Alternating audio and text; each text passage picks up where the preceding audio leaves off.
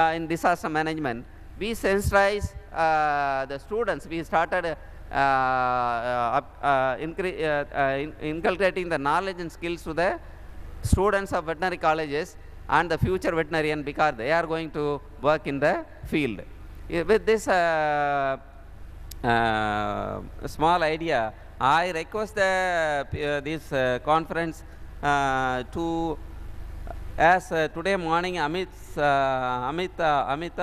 Sharma from Gujarat, as he has mentioned, the community is the first people who are coming for everything, and we must formulate a committee at the village level for disaster preparedness and planning, mitigation and everything. We have to sensitize the people, and particularly the farmers in the rural area. With this, I thank the organizers for giving me the opportunities, and the listeners too. Thank you very much.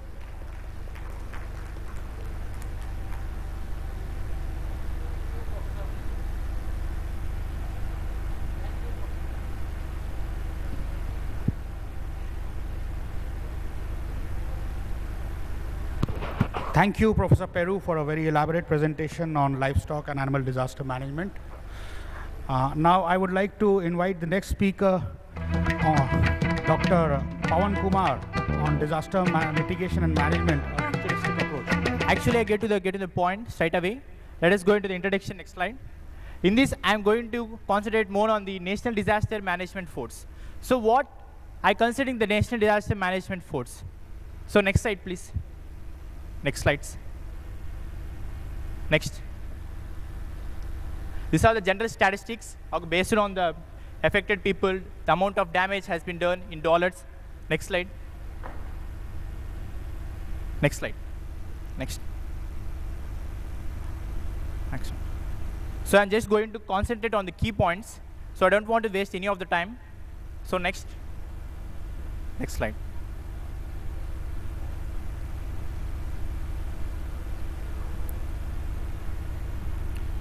National Disaster Management Force. Why we are going to concentrate on National Disaster Management Force? Even we have the NCC, NSS, National Disaster Response Force, Armed Forces, and why we need a National Disaster Management Force. To talk in a constant, many people has been influenced. The present scenario and present talk and the highlights of the news is, it has been attacked, Paris has been attacked by an ISIS. The people has been motivated by the terrorists. So why can't we motivate the youth what we need? So we can motivate the people. So how we can motivate them? So what are the reasons? Is the government, we doesn't need any funds and we don't want anything, but just a single policy can change anything. That what I want to conclude is, then not a conclusion, that I want to mention one point, that is NDMF, the main content is going to do what? We doesn't need anything. We just need an approach from the government to giving an ideas and guidance. So what to do in the time of disaster. So what we can do, what we not. Is the basic information can make a lot of changes. Let us go to the next slide. Why NDMF? So impact on policy framing. What the policy, how it the NDMF can make an impact on the policy framing? If an officials like 1,000 or 2,000 are sitting together and establishing a plan with a best contingency planning, why not 1,000 and a crore can give a best result? So discussing every idea and every approach, how we can going to get that idea. So when we have an idea from the childhood, the people have a mentality of receiving the problems and how the problems can be rectified. So with that, we can make sure the problems can be reduced. So it provides what to do and what not to do. And implementation of the NDMF. So how we are going to implement the NDMF? So at the school level, we are going to start on the secondary level, like saying that what are the ethic values, what to be done, how can motivate the people, what the energy we can make them. So these are the skills which can be gained from the school level. And the college level, we can conduct in the workshop. If people from a single college can motivate surrounding his friends and make and help for the people for like National Disaster Force, Armed Forces, before the approach to the disaster place, a lot can be done. And which gives the results the reduced intensity of the disaster. So that makes a lot of impact on the budgeting of the funds provided and anything. And the role of NDMS, as I said, by inculcating the national integrity, discipline, and so on. And finally, I want to say that to channelize the energy and dynamism of the young men towards the disaster and makes a resilient nation, which we are all efficient to know that. So a best policy can change everything, and with one idea of approach towards the youth. So we have, like generally many authors has been speakers have said today, we have a youth, so we can make the change the world. So with the youth, we can change a resilient nation. We can make it. So that is what I wanted to say. And so the role of NGO is to guide the people, guide the youth, the trained people can make a change. So like acting a communication between both the public and the affected people, and the youth will make a good coordinations. And just going to the slide, please. Next slide. So that's the pictures. Just I came to disaster.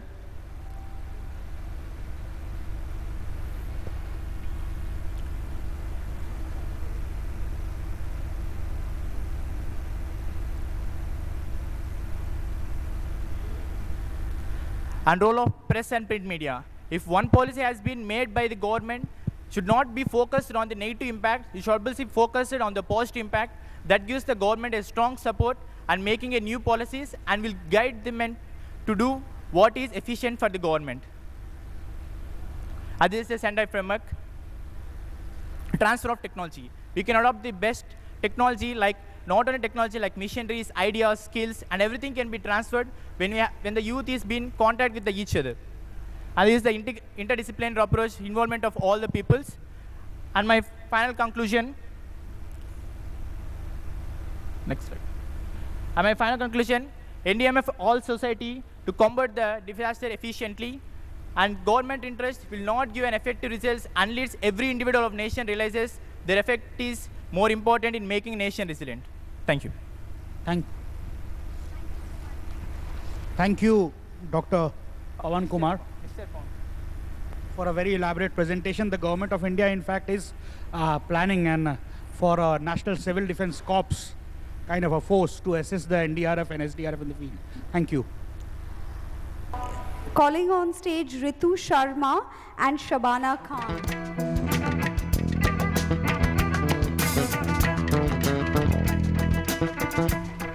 First and for all, a very good afternoon, and thank you so much. I'm really feeling fortunate for adjusting me in such a short span of time. My topic is cultural discourse of space and alternative on sustainable development. I am not here with a PPT as coming from a social science background. It is often said in our discourses that PPT kills the creativity. So I would rather talk. And at the same time, there is this important discourse which I need to discuss here of culture and space. So space, the very notions, nouveau notions of space which has come into existence, when mingled with the meaning and ideas, completely makes a place for a community or indigenous, people living or thriving on that community. And as in the morning, we had a very detailed session by Ms. Sharma. The very notions, the very interactions of culture and space is quite interesting, and the very recent Paris attacks is to be taken into cognizance in these relations, especially when how the post-disaster, they have managed the entire crisis in such a well-built manner that except Paris and Europe, the whole of the world is talking about them. So there is not hue and cry about the people, the agony. They are not really, trying to show it off and deviate the attention of the major crisis of terrorism. Media is controlled, and the whole intervention of state and government is put up in such a manner that the disaster is, if not resolved, but is managed precisely. So I would come here with the same notions of place, as in the correlations of place is certainly saturated with meanings, which we give the entity known as home, the territory from where we are associated, and the attachment comes through. So if you push a community or people or human beings away from a particular territory, there is a sense of displacement, because space is transient And time is anyways transcending. So the problems of yesterday will not be problems of today. And therefore, it clearly elaborates the rites and rituals which will be quite meaningful for a certain community would be meaningless for the others. The way we have seen how tribal communities worship fire and water. Now, this is in a way to collate the subject and object relationship in order to bring the entire notions of the hegemonic concerns wherein we as humans try to bring divide in everything. We try to segregate, as in since morning I am sitting here and I'm trying to really get enlightened by the presentations. But the very statistics, the very knowledge, the very numbers, sometimes they go off my head, considering it that, you know, we are dividing and not really coming to the core of it. The division of nature as nurture, the, you know, men and women, private and public, sacred and profane, and so on and so forth. So the close affinity between the locality and its context. So everything is context specific. You cannot really come out with resolutions or even facilitate a solution of a certain community, providing them a universal solution. Or you cannot go online to look for a solution. So one needs to look into its context-specific territories, and we have benchmark movements of Chipko and Narmada, which states that how women have come forward and the very literally hugging the trees. They have tried, and they have been very successful in making the, you know, movement as the benchmark of all the environment movements of the world. And I will now. Because there's not much time, so there is no point pondering over the entire presentation. I was here to bring about the case studies of Rajasthan, wherein if we try to bring in the rites and rituals, women almost, you know, walk 10 to 15 kilometers to fetch 4 to 5 liters of water for a family of, let's say, 3 to 4 members. And during that journey, they are interacting, they are trying to transcend a certain knowledge to their children, the families, the very socialization which takes around the wells, relating to conservation of water, you know, covering the water with loincloth, preserving them in clay pots, and so on and so forth, brings to the light the very indigenous knowledge, how they have transcended this whole idea of valuing water. And also mythologies and religions are roped into it here when they talk of various stories that how Rajasthan was a very fertile area earlier. And because of certain, you know, gods got angry and they meted punishment, and the entire area was now suffers the crisis of water. Similarly, I would like to draw your attention to the content analysis of AdCom documentary on Lifebuoy soaps, which is right there on YouTube if you can see it. And they are covering 3 documentaries in relation to the value of water. They are showing a northeast village where a woman is seen playing, chatting, you know, conversing, buying things, decorating a tree in the night, in the middle of the night, daytime, every time, trying to feast with the tree. And when ultimately in one night, her husband comes out and states that, you know, please sleep because you have to wake up early, as we are celebrating 5 years of our son, that is the tree. And that particular area, the children have never survived because of diarrhea-related diseases. That is again coming back to the problems of sanitation and hygiene, and how, you know, the tree is the only entity, only living entity, which is shown as a correlation between the mother and, you know, the father. So both of them are the parents of the tree, and they are celebrating it, and that is what their world revolves around. In another documentary, they are showing a woman who's carrying an unborn child, and these, you know, the Lifebuoy people, they experiment with the family, and they show up a documentary in which a girl of 5 years is shown on a TV screen and is trying to talk to the tribal woman in her own language, stating and thanking the mother for taking so much of care in relation to sanitation and hygiene. And therefore, you know, the baby girl, as in the baby girl is saying, I have survived due to the efforts taken by my mother. So here the mother gets touched, and the entire sanitation and hygiene procedures are being processed into the mechanization. And this is the way we can interlink the basic culture and context within the locality perspective, and we can actually bring the domain of, let's say, sustainability into it. Thank you.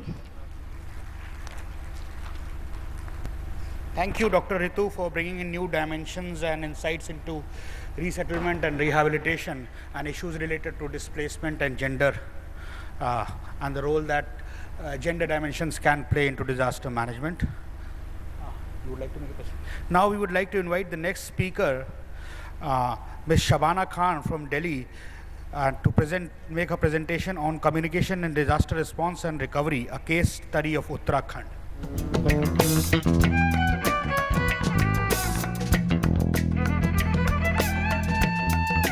Good afternoon, everyone, and thank you so much for all the adjustment being made for us. So I'm going to talk about basically the communication aspect in disaster response. I'm looking into 2013 Uttarakhand disaster. So I have 5 minutes, so I will try to be very fast. So Uttarakhand, for those, most of us know, but for those who don't know, Uttarakhand is a new state in Himalayan region formed in 1991, and it is rapidly urbanizing currently. Next slide. If we look into spatial characteristic, almost 93% is mountainous region, and it is highly forested forested land. And there are lots of rivers that flows through this region, and therefore we have lots of dams, and it is religiously very significant in India, and so therefore lots and lots of tourists visit this place, which make it more vulnerable. Next slide. So this is some imageries from 2013 disaster in Uttarakhand, and it happened mostly in the upper reaches of the Uttarakhand region, which is relatively less affected by flood as compared to the other regionalization of flood if we note in the state. Next.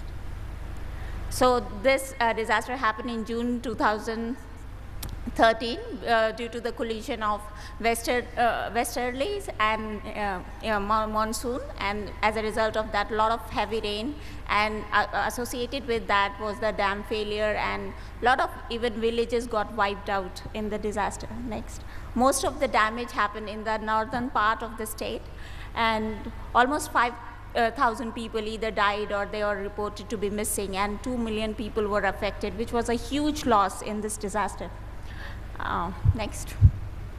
So this is how it looked like in the images. So there was a lot of damage to the communication channels, and if we see in this map, it is made by Safer World Communication. We see it shows that a lot of interior areas of Uttarakhand are still inaccessible, and on top of that, many villages are connected by one road, and thousands of road got wiped out. There was no electricity for thousands of villages, which means there was no mobile communication either. So communication was a huge problem. And we studied almost 10 villages which were badly affected by disaster. And most of the people were reported that information was very poorly organized, and they were basically not informed. So the early warning did not reach to all of the people who were there to deal with the disaster. Communication after the disaster was, of course, all filled with the concerns. So people had a lot of concern, a lot of questions about how the response is going to be organized, whether they are going to get relief or not. Many people had doubted that those who did not deserve relief, they got, but those who wanted or needed it, they did not get it. So there was a lot of confusion and chaos during the response period. And as in this seminar, from the morning till now, we have been hearing that, community should be the first responder, and they need to be involved in the disaster response. And they were actually being the only responder in many of the villages. Without them, many more people would have starved and died, which was the outcome of this disaster anyways. So people highlighted many aspects of the communication gaps and the failures and confusion. Even I'm sure even if I visit some of the villages now, people are still not sure whether they are going to get relief or not. So there is a huge gap which is still existent, and many people are aware that between administration and the local people that need to be bridged, that need to be more collaborated. Next. So just in the conclusion, I would like to bring, I would like to point out that we have been planning for disaster response, and there are many theoretical framework to how to respond to disasters. And I'm a World Social Science Fellow on risk interpretation in action, and where we see we have lots of framework for risk interpretation and action. And what important thing we all the time is missing is communication, which is modifying both the interpretation as well as the action part.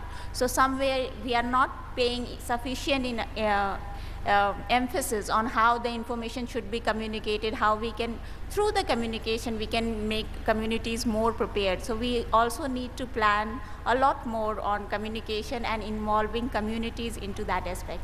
Thank you so much. That's it. Thank you, Ms. Shabana, for bringing out the importance of last mile connectivity and the language in which it must be communicated. Here I must defend IMD that it came in several reports that the problem was not due to their lack of early warning, but in terms of translating the early warning and forecasting of the rainfall with respect to mountain hydrology and mountain hydrometeorology, with respect to the impact that the rainfall would have on the mountains. So that was a problem in Uttarakhand, and the same problem was seen in the Jammu and Kashmir floods, where despite the fact that our department had predicted precisely the amount of rainfall, but the impact could not be predicted because that was not so well studied in terms of mountain geomorphology. Yes. Thank you. Yes. Thank you. Now I would like to call upon the next speaker, Mr. Shailendra Rai and Mr. Onkar Khare, to make the presentation on development and vulnerabilities, a case from Sahyadri Mountains.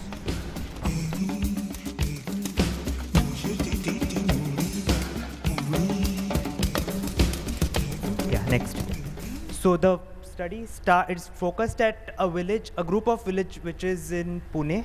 So these are villages where there was a big landslide last year in September, and about entire Wadi, a hamlet of one village, was wiped out completely. So about 150 people died, and about 40 houses were gone. They were not there the next day morning.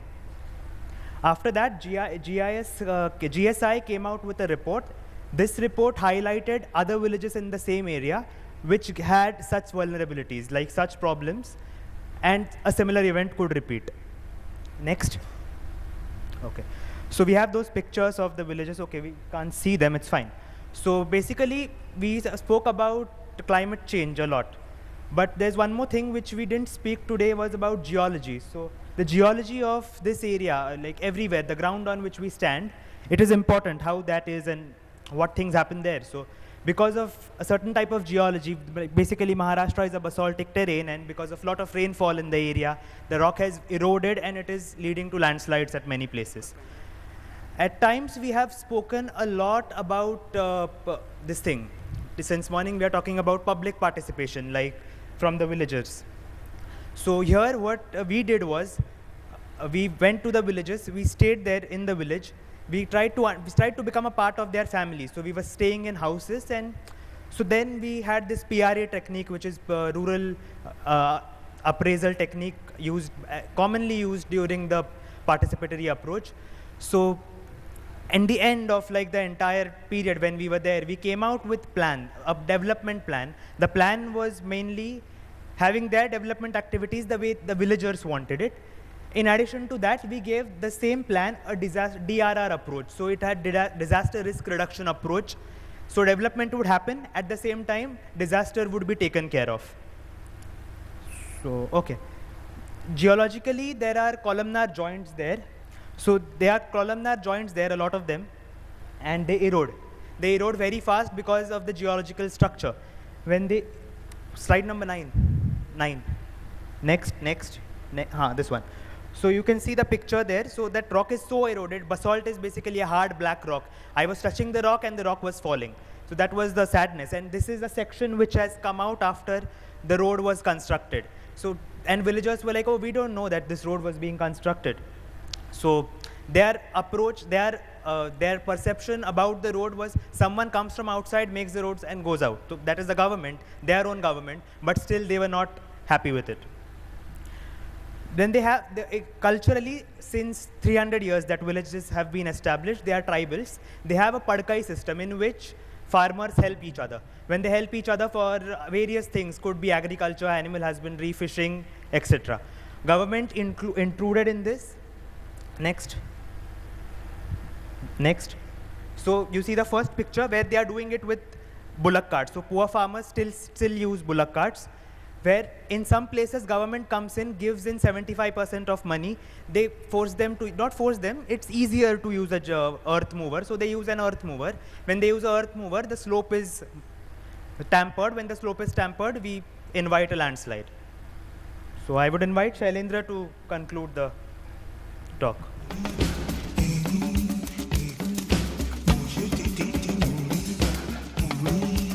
Good afternoon, everyone. I will take on from the vulnerability part. Just talking about the vulnerabilities is not enough. We have done a hazard, risk, and vulnerability assessment there.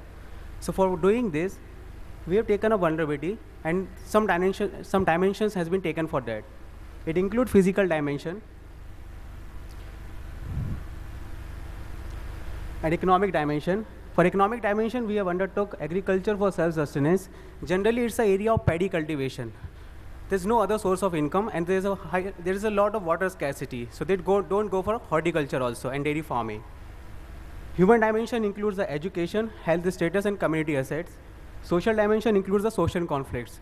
We talk about community assets and social and community involvement. There you found out that the community is good, they interact with each other and came out for help of each other. Ecological dimensions include the lantana and camara. I will show you a picture of lantana camara. It's a shrub which has grown before 30 years, which require excessive nutrient from the soil, which affect the growth of the other plants, which lead to the deforestation there. This is the final output which we have got from the risk matrix. It's a software produced, we have used a software for it. It includes the frequency, probabilities, and vulnerabilities, and the severities. We have a preconceived notion when we went there that landslide was the main hazard there. But when we actually visited there, we found, according to the people, water scarcity is the main hazard, which affects them the most. This is a risk priority list. Next. Is a mitigation plan which we have incorporated there. Next. Preparedness. In the morning session, the people talk about the village disaster management committee and how the committee can be involved in making them resilient. So we have incorporated in a plan the village disaster management committee. It includes the sarpanch who will be the head, the gram sevak will take care of the schemes, and youth group will be employed in the search and rescue group. And there are self-help group. There are around 24 bachat gad, which can take care of the gender issues there. There are disaster management teams. Earlier slide. There are disaster management team where we have incorporated our standard operating procedures during, pre, and post-disaster. What they have to do, roles and responsibility has been divided between them. First aid and health group have been incorporated there. The structural measures, by and large, you can look into the internet. It's all the same, excavating the head retaining walls. I will go into the non-structural measures which we have found out from the PRA exercise, which are not from us, which are from the local population. Next. Next. Next. Is a PRA exercise conducted in a village where they have made a mobility map, social map, resource map by their own, and we ask them the solution. What are the solution you want? Next. These are the non-structural measures. Diversifying livelihood. How they can diversify their livelihoods? They can diversify it by using the CSR initiatives. Because most of the youth migrate to the Manchar area for their employment. Temporary, for water scarcity problem, they can build a pond there. And the funny thing which I found out there are around 64 schemes which have been run by the agriculture department, but none of them has been known to the farmers. They provide pipes for getting up water from the dam to the field, but around 900 people of a population of 1,000 villagers, get affected by it because most of the population live in a hilly area. It's a tribal village. So what's the use of it? There is no interconnection or nexus between a government and local population there. Psychosocial care, here I advocate the inclusion of psychosocial care in our mental health plans because generally we don't include it. Next. And we generally think of new schemes to be incorporated for DRR, but there's no need of it. There are enough schemes available which can be used for DRR, like Indira Awas Yojana. The ratio is 75:25. But in the case of disaster, even 25% is being borne by the government. MG Narega. There the road has been built, but the outside labor has been incorporated in it to build the road. But there, the local population can be employed. Pradhan Mantri Gram Sadak Yojana. Next. Here, there is one dilemma, or we can say a situation where when the Malin landslide took place, the government spent 10 crore in one wadi, and generally it spent 3 crore in 5 to 6 villages.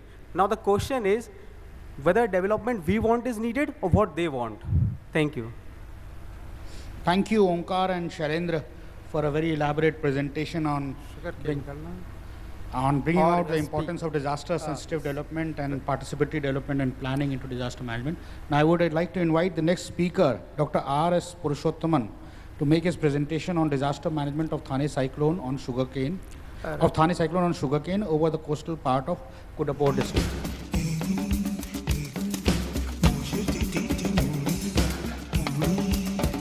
Thank you. Welcome, Respected Chairperson, delegates, good evening to all of you, sir.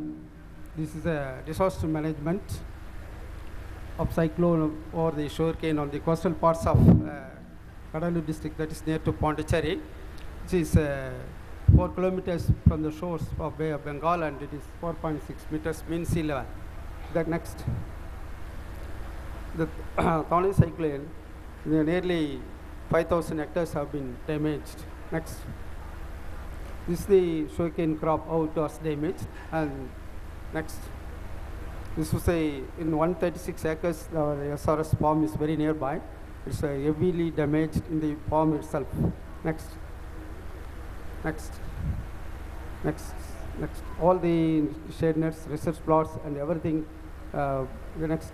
Next. So, next. Next, all these damages occurred in the farm itself, very near to the seashore. Next, next, next.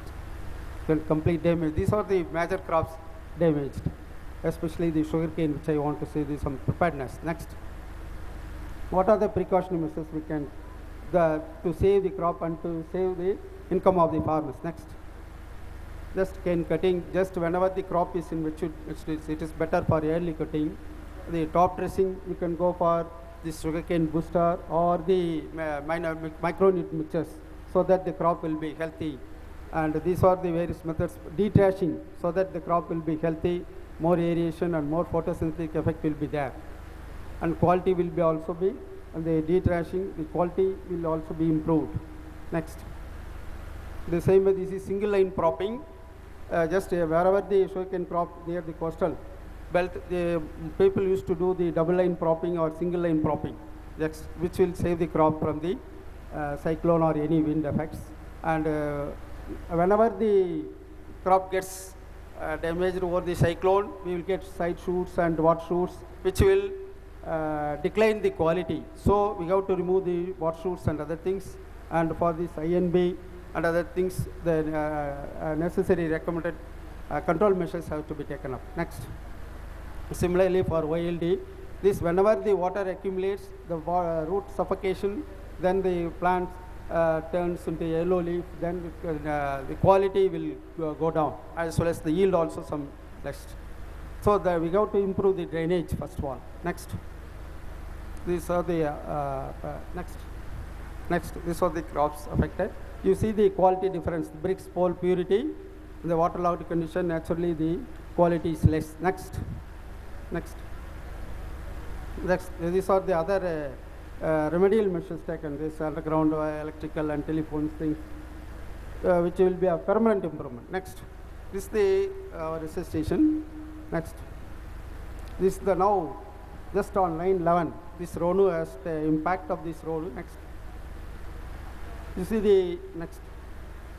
The same precautionary measures we have to adopt. Next, which I already indicated. Next.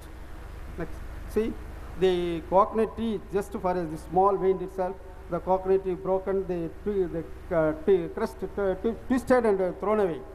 Next. Such is the velocity of the wind.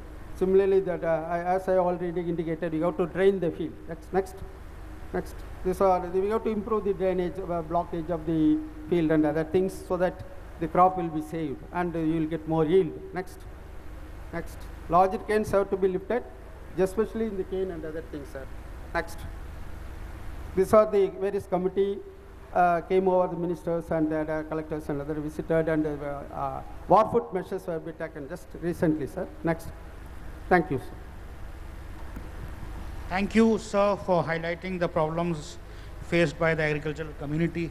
Waterlogging and saltwater intrusion have been a major challenge with respect to restoration of rural livelihoods in cyclones. Yeah. Now.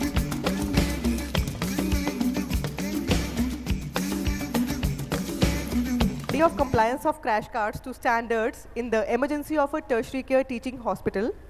The first author for this study is Dr. Nirupam Madan, the Assistant Professor, Department of Hospital Administration, All India Institute of Medical Sciences, New Delhi.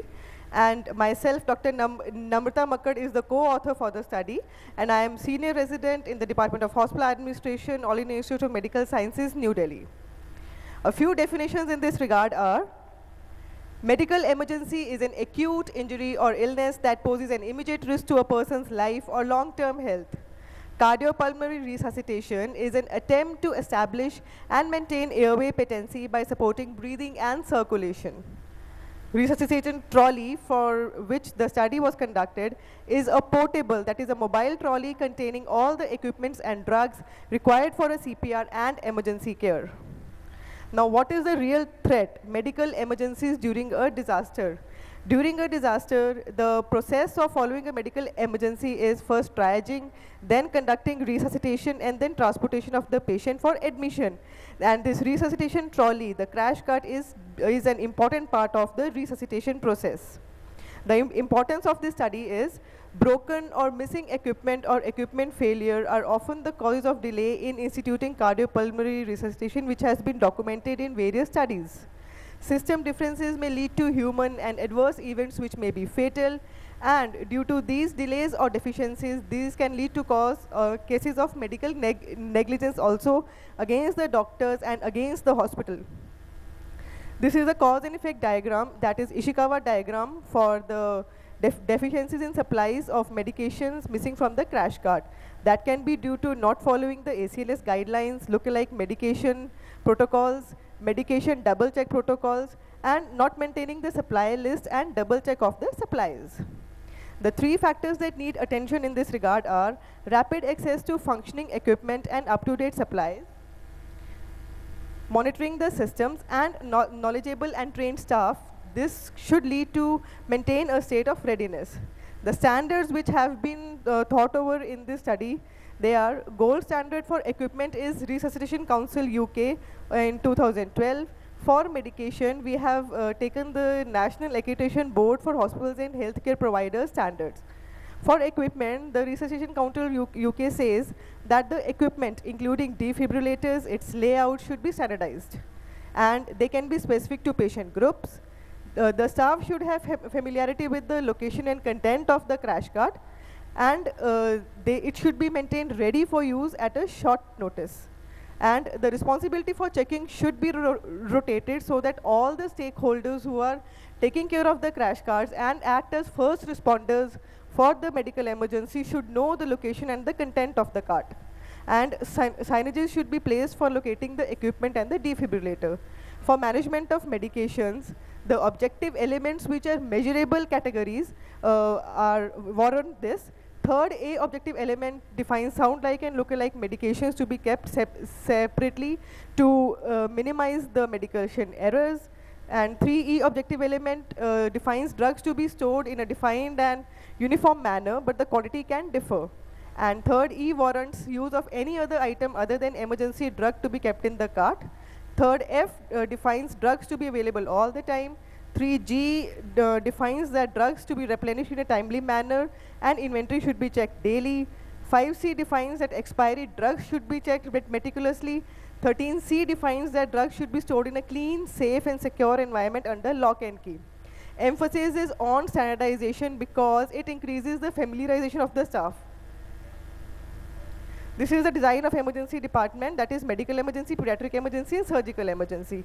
Typical crash cart is of this type, which has 5 drawers with a top shelf for the defibrillator. And this is a typical Mayo's trolley.